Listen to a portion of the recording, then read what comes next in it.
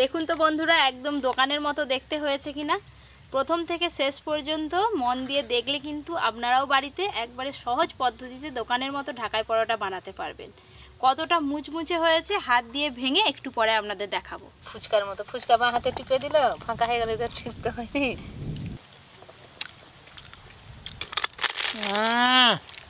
খাস্তাও হয়েছে বেশ। দাদুর যে খাচ্ছে আওয়াজটা শুনেই বন্ধুরা বুঝে যাবে কত মুচমুচে হয়েছে।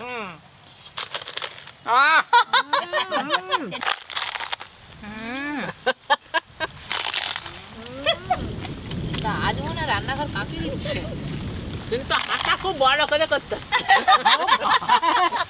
একটা ঢাকাই পরোটা ভেঙে আপনাদের দেখাবো কতটা মুচমুচে হয়েছে। এই দেখুন, পুরো একদম পাঁপড় ভাজার মতো গুঁড়ো হয়ে যাচ্ছে, প্রত্যেকটা পাপড়ি যেন ছেড়ে ছেড়ে গেছে। দেখেছো? ঢাকার পরোটা ও এরকমই হয়। যা লাগবে না খেতে।